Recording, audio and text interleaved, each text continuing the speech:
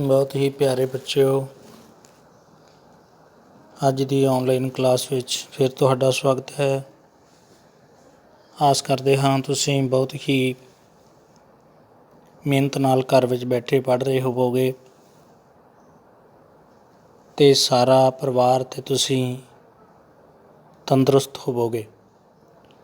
ਸੋ ਆਪਾਂ 5ਵੀਂ ਜਮਾਤ ਦਾ ਦੂਸਰਾ ਪਾਠ ਟੂ ਫਰੋਗ ਸ਼ੁਰੂ ਕੀਤਾ ਹੋਇਆ ਹੈ, ਤਾਂ ਜਿਸ ਦੇ ਆਪਾਂ 2 ਹਿੱਸੇ ਪਹਿਲਾਂ ਕਰ ਚੁੱਕੇ ਹਾਂ ਅਤੇ ਅੱਜ ਤੀਜਾ ਹਿੱਸਾ ਜਿਹੜਾ ਹੈ ਉਹ ਕਰਨਾ ਹੈ।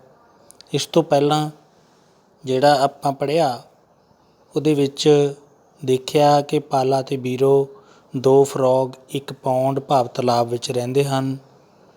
ਉਹ ਬੜੀ ਸ਼ਾਂਤ ਅਤੇ ਠੰਡੀ ਜਗ੍ਹਾ ਸੀ, ਪਰ ਉੱਥੇ ਵੱਡੀਆਂ ਬਿਲਡਿੰਗਾਂ ਬਣਨ ਦੇ ਨਾਲ ਹੁਣ ਉੱਥੇ ਜਿਹੜਾ ਸੀ ਉਹ ਸ਼ਾਂਤੀ ਅਤੇ ਠੰਡਕ ਨਹੀਂ ਰਹੀ ਸੀ। ਤਾਂ ਪਾਲਾ ਅਤੇ ਬੀਰੋ ਆਪਸ ਵਿੱਚ ਗੱਲ ਕਰਦੇ ਨੇ। ਪਾਲਾ ਕਹਿੰਦਾ ਹੈ ਕਿ ਦੇਖੋ ਕਿੰਨੀਆਂ ਸੁੰਦਰ ਇਮਾਰਤਾਂ ਬਣ ਗਈਆਂ, ਆਸੇ ਪਾਸੇ ਨਿਗਾਹ ਮਾਰ ਕੇ ਦੇਖੋ ਕਿੰਨਾ ਸੋਹਣਾ ਲੱਗਦਾ ਹੈ। ਪਰ ਜਿਹੜੀ ਬੀਰੋ ਹੈ ਉਹ ਕਹਿੰਦੀ ਵੀ ਨਹੀਂ, ਇਹ ਜਿਹੜੇ ਲੋਕ ਹੈ ਇਹਨਾਂ ਕਰਕੇ ਮੈਨੂੰ ਬੜੇ ਜਿਹੜਾ ਹੈ ਉਹ ਇਰੀਟੇਸ਼ਨ ਖਿਝ ਚੜ੍ਹਦੀ ਹੈ। ਉਹ ਕਹਿੰਦਾ ਕਿਉਂ? ਉਹ ਕਹਿੰਦੇ ਵੀ ਇੱਕ ਤਾਂ ਇਹ ਜਿਹੜਾ ਇਹਨਾਂ ਕੋਲ ਲਗਜ਼ਰੀ ਭਾਵ ਸੁੱਖ ਸਹੂਲਤਾਂ ਵਾਲੀਆਂ ਇਮਾਰਤਾਂ ਇਹਨਾਂ ਨੂੰ ਵਰਤਣੀਆਂ ਨਹੀਂ ਆਉਂਦੀਆਂ। ਇਹ ਟੋਇਲਟ ਨਹੀਂ ਵਰਤਦੇ, ਇਹ ਜਿਹੜਾ ਹੈਗਾ ਲੈਟਰਿਨ ਵਗੈਰਾ ਬਾਹਰ ਜਾਂਦੇ ਹੈ, ਜਿਹਦੇ ਕਰਕੇ ਜਿਹੜਾ ਬਦਬੂ ਫੈਲਦੀ ਹੈ ਅਤੇ ਇਹਨਾਂ ਨੂੰ ਬਹੁਤ ਵੱਡਾ ਖਤਰਾ ਹੈ। ਤਾਂ ਉਹ ਜਿਹੜਾ ਪਾਲਾ ਹੈ ਉਹ ਪੁੱਛਦਾ ਹੈ ਕਿ ਕਿਹੜਾ ਖਤਰਾ ਬੀਰੋ? ਤਾਂ ਫਿਰ ਅੱਗੇ ਬੀਰੋ ਜਿਹੜੀ ਹੈ ਉਹ ਦੱਸਦੀ ਹੈ। ਆਓ ਆਪਾਂ ਹੁਣ ਇਹਨੂੰ ਪਾਠ ਨੂੰ ਅੱਗੇ ਪੜ੍ਹਦੇ ਹਾਂ।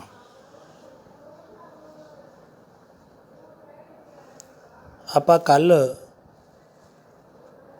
ਇੱਥੋਂ ਪੜ੍ਹਿਆ ਸੀ, ਇੱਥੋਂ ਤੱਕ ਪੜ੍ਹਿਆ ਸੀ, ਤਾਂ ਆਪਾਂ ਇਹ ਫਿਰ ਦੁਬਾਰਾ ਪੜ੍ਹਦੇ ਹਾਂ ਤਾਂ ਕਿ ਕੜੀ ਜੁੜ ਜਾਵੇ। Pala said, what kind of danger Biro? Biro, ਕਿਸ ਤਰ੍ਹਾਂ ਦਾ ਖਤਰਾ? Biro said, diseases. How can we forget the 2 children of our village who died of diarrhea and infections? ਤਾਂ ਬੀਰੋ ਕਹਿੰਦੀ ਹੈ ਕਿ ਡਿਜ਼ੀਜ਼ਸ, ਖਤਰਾ ਕੀ ਹੈ? ਬਿਮਾਰੀਆਂ। ਡਿਜ਼ੀਜ਼ਸ ਹੁੰਦੀਆਂ ਪੁੱਤਰ ਬਿਮਾਰੀਆਂ। ਤਾਂ ਉਹ ਕਹਿੰਦੀ ਬਿਮਾਰੀਆਂ ਦਾ ਖਤਰਾ ਹੈ। ਉਸ ਤੋਂ ਬਾਅਦ ਉਹ ਕਹਿੰਦੀ ਹੈ ਹਾਊ ਕੈਨ ਵੀ ਫੋਰਗੈਟ, ਅਸੀਂ ਕਿਵੇਂ ਭੁੱਲ ਸਕਦੇ ਹਾਂ ਜੋ ਪਿਛਲੇ ਸਮੇਂ ਦੇ ਵਿੱਚ 2 ਬੱਚੇ ਤੁਹਾਨੂੰ ਪਤਾ ਬੇਟੇ ਚਿਲਡਰਨ ਹੁੰਦੇ ਨੇ, ਹੈ ਨਾ, ਚਿਲਡਰਨ ਬੱਚੇ, 2 ਬੱਚੇ ਸਾਡੇ ਪਿੰਡ ਦੇ, ਪਿੰਡ ਕਿਹੜਾ ਸੀ? ਵਿਲੇਜ। ਸਾਡੇ ਪਿੰਡ ਦੇ 2 ਬੱਚੇ ਜਿਹੜੇ ਉਹ ਡਾਈਡ ਹੋ ਗਏ ਭਾਵ ਮਰ ਗਏ ਸਨ। ਕਾਹਦੇ ਨਾਲ? ਡਾਇਰੀਆ ਹੁੰਦਾ ਪੁੱਤ ਜਦੋਂ ਅਸੀਂ ਕਹਿੰਦੇ ਹਾਂ ਵੀ ਦਸਤ ਲੱਗ ਜਾਂਦੇ ਨੇ ਅਤੇ ਉਲਟੀਆਂ ਲੱਗਦੀਆਂ ਨੇ, ਇਕੱਠੇ ਲੱਗ ਜਾਂਦੇ ਨੇ, ਤਾਂ ਉਹਨੂੰ ਡਾਇਰੀਆ ਬਿਮਾਰੀ ਬੋਲਦੇ ਹੈ। ਡਾਇਰੀਆ ਐਂਡ ਇਨਫੈਕਸ਼ਨ ਹੈ ਜਿਹੜੀ ਉਹ ਆਪਾਂ ਜਿਹੜਾ ਸਰੀਰ ਦੇ ਵਿੱਚ ਕਿਸੇ ਚੀਜ਼ ਤੋਂ ਲਾਗ ਲੱਗ ਜਾਣੀ, ਮਤਲਬ ਅੰਦਰ ਕੋਈ ਇਸ ਤਰ੍ਹਾਂ ਦਾ ਜਿਹੜਾ ਖਰਾਬੀ ਹੋ ਜਾਣੀ, ਇਨਫੈਕਸ਼ਨ ਹੋ ਜਾਂਦੀ ਹੈ। ਤਾਂ ਉਹ ਕਹਿੰਦੀ, ਬੀਰੋ ਕਹਿੰਦੀ ਹੈ ਵੀ ਅਸੀਂ ਕਿਵੇਂ ਭੁੱਲ ਸਕਦੇ ਹਾਂ ਕਿ ਪਿਛਲੇ ਸਾਲ ਸਾਡੇ ਪਿੰਡ ਦੇ 2 ਬੱਚੇ ਡਾਇਰੀਆ ਅਤੇ ਇਨਫੈਕਸ਼ਨ ਨਾਲ ਮਰ ਗਏ ਸਨ। ਤਾਂ ਉਸ ਤੋਂ ਬਾਅਦ ਆਪਾਂ ਫਿਰ ਇੱਥੋਂ ਸ਼ੁਰੂ ਕਰਦੇ ਹਾਂ ਹੁਣ ਪੜ੍ਹਨਾ। At least I am surprised. How can man be so ignorant about good hygiene practices? ਉਹ ਕਹਿੰਦੀ ਮੈਂ ਅਕੀਤੇ ਇਹ ਮੈਂ ਕਿਵੇਂ ਜਿਹੜਾ ਹੈ ਉਹ ਮੰਨ ਸਕਦੀ ਹਾਂ। ਮੈਂ ਸਰਪ੍ਰਾਈਜ਼ਡ ਹਾਂ, ਭਾਵ ਮੈਂ ਸਰਪ੍ਰਾਈਜ਼ ਹੁੰਦਾ ਜਿਵੇਂ ਆਪਾਂ ਕਹੀਏ ਅਚੰਭੇ ਦੇ ਵਿੱਚ ਹੋ ਜਾਣਾ। ਕਿਸੇ ਨੂੰ ਆਪਾਂ ਕਹਿੰਦੇ ਹਾਂ ਨਾ ਵੀ ਜਦੋਂ ਕਿਸੇ ਦੇ ਸਾਹਮਣੇ ਆਪਾਂ ਅਚਨਚੇਤ ਚਲੇ ਜਾਈਏ ਅਤੇ ਬੰਦਾ ਹੈਰਾਨ ਹੋ ਜਾਂਦਾ, ਆਪਾਂ ਕਹਿੰਦੇ ਆਪਾਂ ਸਰਪ੍ਰਾਈਜ਼ ਦਿੱਤਾ। ਅਤੇ ਉਹ ਕਹਿੰਦੀ ਮੈਂ ਸਰਪ੍ਰਾਈਜ਼ਡ ਹਾਂ ਵੀ ਮਨੁੱਖ ਕਿਵੇਂ ਜਿਹੜਾ ਹੈ ਉਹ ਭੋਲਾ ਬਣਿਆ ਹੋਇਆ ਹੈ, ਜਾਣ ਕੇ ਇਗਨੋਰੈਂਸ ਬਣਿਆ ਹੋਇਆ ਹੈ ਆਪਣੀ ਚੰਗੀ ਸਿਹਤ ਪ੍ਰੈਕਟਿਸ ਵਾਸਤੇ, ਭਾਵ ਚੰਗੀਆਂ ਸਿਹਤ ਦੀਆਂ ਆਦਤਾਂ ਵਾਸਤੇ। ਹਾਈਨਜ਼ ਹੁੰਦੇ ਆ ਬੇਟੇ ਜਿਹੜੀਆਂ ਚੰਗੀ ਸਿਹਤ ਹੁੰਦੀ ਹੈ ਉਹਨੂੰ ਹਾਈਨਜ਼ ਕਹਿੰਦੇ ਆ। ਪ੍ਰੈਕਟਿਸਿਸ ਹੁੰਦੇ ਆ ਜਿਹੜੇ ਮਤਲਬ ਅਸੀਂ ਕਹਿ ਦਿੰਦੇ ਹਾਂ ਰੂਟੀਨ ਦੇ ਵਿੱਚ ਕਰਨ ਵਾਲੇ ਕੰਮ ਜਾਂ ਸਾਡੀਆਂ ਆਦਤਾਂ, ਹੈ ਨਾ ਜੀ। ਤਾਂ ਉਸ ਤੋਂ ਅੱਗੇ ਪ੍ਰੈਕਟਿਸਿਸ। ਸ਼ੀ ਕੰਟੀਨਿਊਡ, ਉਹ ਲਗਾਤਾਰ ਬੋਲਦੀ ਰਹੀ। ਆਈ ਹੈਵ ਡਿਸਾਈਡਡ, ਮੈਂ ਫੈਸਲਾ ਕਰ ਲਿਆ ਹੈ। I will not tolerate it any more, ਮੈਂ ਫੈਸਲਾ ਕਰ ਲਿਆ ਹੈ ਕਿ ਮੈਂ ਇਸ ਨੂੰ ਹੋਰ ਸਹਿਣ ਨਹੀਂ ਕਰ ਸਕਦੀ। ਟੋਲਰੇਟ ਹੁੰਦਾ ਬੇਟੇ ਸਹਿਣ ਕਰਨਾ, ਸਹਿਣ ਕਰਨੇ ਨੂੰ ਕਹਿੰਦੇ ਨੇ ਟੋਲਰੇਟ। ਸਹਿਣਸ਼ੀਲਤਾ ਹੁੰਦੀ ਹੈ ਟੋਲਰੈਂਸ, ਠੀਕ ਹੈ। ਟੋਲਰੇਟ ਹੁੰਦਾ ਸਹਿਣਸ਼ੀਲ, ਮੈਂ ਟੋਲਰੇਟ ਹੁੰਦਾ ਸਹਿਣਾ, ਵੀ ਮੈਂ ਹੁਣ ਇਹ ਨਹੀਂ ਸਹਿਣ ਨਹੀਂ ਸਕਦੀ। ਐਨੀ ਮੋਰ ਦਾ ਮਤਲਬ ਹੈ ਹੋਰ ਜ਼ਿਆਦਾ, ਠੀਕ ਹੈ। ਐਨੀ ਮੋਰ ਹੋਰ ਜ਼ਿਆਦਾ, ਕਹਿੰਦੀ ਮੈਂ ਹੋਰ ਜ਼ਿਆਦਾ ਨਹੀਂ ਸਹਿ ਸਕਦੀ। ਉਸ ਤੋਂ ਬਾਅਦ ਵਟ ਵਿਲ ਯੂ ਡੂ ਆਸਕਡ ਪਾਲਾ, ਪਾਲਾ ਨੇ ਪੁੱਛਿਆ ਤੂੰ ਕੀ ਕਰੇਂਗੀ। ਬੀਰੋ ਅਨਾਊਂਸਡ, ਬੀਰੋ ਨੇ ਅਨਾਊਂਸ ਕੀਤਾ, ਭਾਵ ਘੋਸ਼ਣਾ ਕੀਤੀ। ਜਿਵੇਂ ਆਪਾਂ ਸਪੀਕਰ ਰਾਹੀਂ ਬੋਲਦੇ ਹਾਂ ਜਾਂ ਕੋਈ ਆਪਾਂ ਸਵੇਰ ਦੀ ਸਭਾ 'ਚ ਆਪਣੇ ਵੱਲੋਂ ਕੋਈ ਐਲਾਨ ਕਰਦੇ ਹਾਂ ਵੀ ਮੈਂ ਇਸ ਤਰ੍ਹਾਂ ਕਰੂੰਗਾ, ਤਾਂ ਉਹਨੂੰ ਕਹਿੰਦੇ ਨੇ ਅਨਾਊਂਸਡ। ਜਿਵੇਂ ਸਾਡੇ ਸਕੂਲ ਦੇ ਮੁੱਖ ਅਧਿਆਪਕ ਜੀ ਜਾਂ ਟੀਚਰ ਕੋਈ ਸਾਨੂੰ ਕਿਸੇ ਵੀ ਗੱਲ ਬਾਰੇ ਅਨਾਊਂਸ ਕਰਦੇ ਨੇ ਵੀ ਬੇਟੇ ਅੱਜ ਆਹ ਹੋਏਗਾ ਆਹ ਹੋਏਗਾ, ਉਹਨੂੰ ਕਹਿੰਦੇ ਨੇ ਅਨਾਊਂਸਡ। ਇਹ ਹੈ ਬੇਟੇ ਅਨਾਊਂਸਡ, ਘੋਸ਼ਣਾ ਕਰਨਾ। Biro announced I will spread awareness, spread ਹੁੰਦਾ ਬੇਟੇ ਫੈਲਾਉਣਾ, ਅਵੇਅਰਨੈਸ ਹੁੰਦੀ ਹੈ ਜਾਗਰੂਕਤਾ। ਕਹਿੰਦੀ ਮੈਂ ਜਾਗਰੂਕਤਾ ਫੈਲਾਵਾਂਗੀ ਅਮੰਗ ਦਾ ਪੀਪਲ, ਲੋਕਾਂ ਦੇ ਵਿਚਕਾਰ। ਕਾਹਦੀ? About the use of toilet and the advantage of keeping their homes and surroundings clean and healthy. ਹੁਣ ਬੇਟੇ ਉਹ ਕਾਹਦੀ ਕਹਿੰਦੀ ਮੈਂ ਅਵੇਅਰਨੈਸ ਦੇਵਾਂਗੀ? ਉਹ ਕਹਿੰਦੀ ਅਮੰਗ ਹੁੰਦਾ ਬੇਟੇ ਉਹਨਾਂ ਲੋਕਾਂ ਵਿਚਕਾਰ, ਅਮੰਗ ਦਾ ਪੀਪਲਸ, ਪੀਪਲ ਹੁੰਦੇ ਆ ਲੋਕ। ਆਪਾਂ ਦੇਖਿਆ ਨਾ people PEOPLE people, among the people. ਕਹਿੰਦੀ ਮੈਂ ਲੋਕਾਂ ਦੇ ਵਿੱਚ ਇਹ ਚੇਤਨਾ ਪੈਦਾ ਕਰੂੰਗੀ। ਕਾਹਦੀ?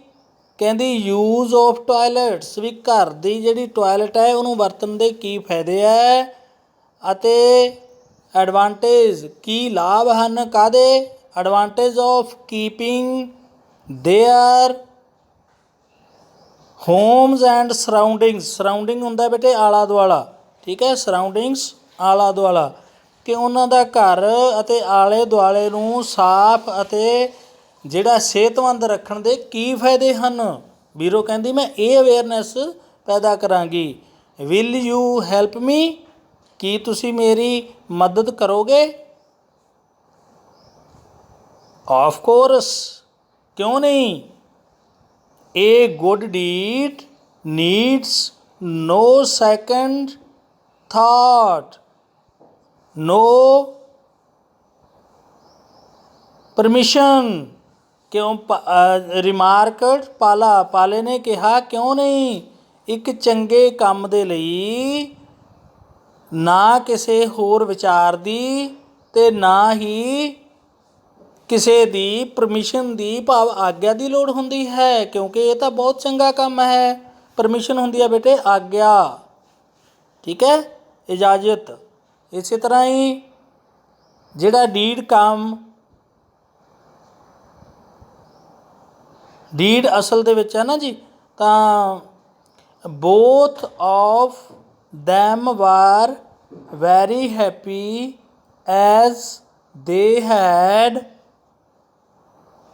found the solution to a deadly problem। ਹੁਣ ਦੋਨੋਂ ਬਹੁਤ ਖੁਸ਼ ਸਨ ਕਿਉਂਕਿ ਉਹਨਾਂ ਨੇ ਜਿਹੜਾ ਉਹ ਘਾਤਕ ਜਾਂ ਮਾਰੂ ਸਮੱਸਿਆ ਦਾ ਹੱਲ ਲੱਭ ਲਿਆ ਸੀ। ਹੁਣ ਇੱਥੇ ਹੱਲ ਕੀ ਹੈ ਬੇਟੇ? ਸੋਲੂਸ਼ਨ। ਸੋਲੂਸ਼ਨ ਕੀ ਕਹਿੰਦੇ ਨੇ? ਹੱਲ। ਇਸੇ ਤਰ੍ਹਾਂ ਹੀ ਡੈਡਲੀ ਭਾਵ ਮਾਰੂ, ਜਿਹਦੇ ਨਾਲ ਮੌਤਾਂ ਹੋ ਜਾਂਦੀਆਂ ਨੇ, ਡੈਡਲੀ। ਉਸ ਤੋਂ ਬਾਅਦ ਪ੍ਰੋਬਲਮ, ਪ੍ਰੋਬਲਮ ਹੁੰਦੀ ਹੈ ਬੇਟੇ ਸਮੱਸਿਆ। ਠੀਕ ਹੈ ਬੇਟੇ, ਤਾਂ ਇੱਥੋਂ ਤੱਕ ਅੱਜ ਆਪਣਾ ਪਾਠ ਜਿਹੜਾ ਹੈ ਇਹ ਪੂਰਾ ਪੜ੍ਹਿਆ ਗਿਆ ਹੈ।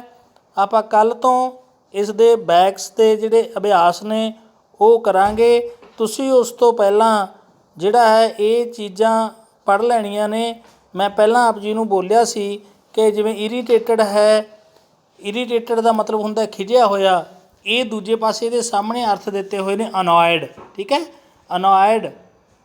ਠੀਕ, ਇਸੇ ਤਰ੍ਹਾਂ ਹੀ ਲਿਟਰ, ਲਿਟਰ ਹੁੰਦਾ ਕੂੜੇ ਦਾ ਢੇਰ, ਰਬਿਸ਼, ਕੂੜਾ। ਹਾਂਜੀ, ਇਸੇ ਤਰ੍ਹਾਂ ਹੀ ਐਡਵਾਂਸਮੈਂਟ, ਐਡਵਾਂਸਮੈਂਟ ਦੇ ਸਾਹਮਣੇ ਲਿਖਿਆ ਹੋਇਆ ਹੈ ਗਰੋਥ, ਪ੍ਰੋਗਰੈਸ, ਐਡਵਾਂਸ, ਤਰੱਕੀ ਜਿਹਨੂੰ ਆਪਾਂ ਕਹਿੰਦੇ ਹਾਂ। ਫਿਰ ਉਸ ਤੋਂ ਬਾਅਦ ਹੈ ਬੇਟਾ ਗ੍ਰੰਬਲਡ, ਗ੍ਰੰਬਲਡ ਦੇ ਸਾਹਮਣੇ ਲਿਖਿਆ ਹੋਇਆ ਹੈ ਕੰਪਲੇਂਟ, ਜਿਵੇਂ ਆਪਾਂ ਕਹਿੰਦੇ ਹਾਂ ਸ਼ਿਕਾਇਤ ਕਰਨਾ। ਤਾਂ ਇੱਥੇ ਗ੍ਰੰਬਲਡ ਦਾ ਭਾਵ ਬੁੜ ਕਰਨਾ ਵੀ ਆਪਾਂ ਕਹਿ ਸਕਦੇ ਹਾਂ, ਜਿਵੇਂ ਆਪ ਬੁੜ ਦਾ ਕਰਨਾ ਆਪਾਂ ਕਹਿੰਦੇ ਹਾਂ ਪੰਜਾਬੀ 'ਚ। ਪੰਜਵਾਂ ਹੈ ਅਨਪਲੇਜੈਂਟ। ਤਾਂ ਅਨਪਲੇਜੈਂਟ ਦਾ ਮਤਲਬ ਹੈ ਨੋਟ ਗੁੱਡ, ਫਾਊਲ। ਜਿਹੜੀ ਚੀਜ਼ ਚੰਗੀ ਨਾ ਹੋਵੇ ਉਹਨੂੰ ਕਹਿੰਦੇ ਨੇ ਅਨਪਲੇਜੈਂਟ। ਡੈਫੀਕੇਟ, ਡੈਫੀਕੇਟ ਦਾ ਮਤਲਬ ਇੱਥੇ ਦਿੱਤਾ ਹੋਇਆ ਬੇਟੇ ਐਕਸਕ੍ਰੀਟ, ਭਾਵ ਜਿਹੜਾ ਹੈ ਉਹ ਬਾਹਰ ਮਲ ਤਿਆਗ ਕਰਨਾ, ਬਾਹਰ ਲੈਟਰੀਨ ਜਾਣਾ। ਠੀਕ ਹੈ ਜੀ, ਤਾਂ ਇਹ ਚੀਜ਼ ਨੂੰ ਡੈਫੀਕੇਟ ਕਹਿੰਦੇ ਨੇ। 7ਵਾਂ ਨੰਬਰ ਹੈ ਔਡਰ। ਔਡਰ ਮੈਂ ਦੱਸਿਆ ਸੀ ਜਿਹੜੀ ਭੈੜੀ ਸਮੈਲ ਹੈ, ਬੈਡ ਸਮੈਲ, ਗੰਦੀ ਬਦਬੂ, ਚਾਹੇ ਉਹ ਪਸੀਨੇ ਦੀ ਹੋਵੇ ਜਾਂ ਕੋਈ ਵੀ ਹੋਵੇ, ਉਹ ਹੈ ਔਡਰ। ਉਸ ਤੋਂ ਬਾਅਦ ਇਗਨੋਰੈਂਟ, ਇਗਨੋਰੈਂਟ ਤੋਂ ਭਾਵ ਹੁੰਦਾ ਲੈਕਿੰਗ ਨੌਲੇਜ। ਲੈਕਿੰਗ ਹੁੰਦੀ ਹੈ ਘਾਟ, ਨੌਲੇਜ ਹੁੰਦਾ ਗਿਆਨ, ਗਿਆਨ ਦੀ ਘਾਟ ਨੂੰ ਬੇਟੇ ਇਗਨੋਰੈਂਟ ਕਹਿੰਦੇ ਨੇ। ਸੋ ਅੱਜ ਲਈ ਇੰਨਾ ਹੀ। ਮੈਨੂੰ ਆਸ ਹੈ ਤੁਸੀਂ ਇਸ ਨੂੰ ਪਾਠ ਨੂੰ ਪੂਰਾ ਧਿਆਨ ਨਾਲ ਪੜ੍ਹਿਆ ਹੋਵੇਗਾ ਅਤੇ ਆਪਣੇ ਆਪ ਪਾਠ ਜਿਹੜਾ ਹੈ ਉਹਨੂੰ ਪੂਰੀ ਤਰ੍ਹਾਂ ਸਮਝ ਲਿਆ ਹੋਵੇਗਾ। ਅਤੇ ਇਸ ਤੋਂ ਬਾਅਦ ਅਸੀਂ ਜਿਹੜਾ ਅਗਲੇ ਵੀਡੀਓ ਦੇ ਵਿੱਚ ਇਸ ਦਾ ਜੋ ਪਿੱਛੇ ਅੱਗੇ ਅਭਿਆਸ ਹੈ ਆਪਾਂ ਉਹਨੂੰ ਹੱਲ ਕਰਨ ਦੀ ਕੋਸ਼ਿਸ਼ ਕਰਾਂਗੇ। ਐਕਸਰਸਾਈਜ਼ ਨੂੰ ਤੁਹਾਡਾ ਬਹੁਤ ਬਹੁਤ ਧੰਨਵਾਦ। ਮਨ ਚਿੱਤ ਲਾ ਕੇ ਪੜ੍ਹੋ।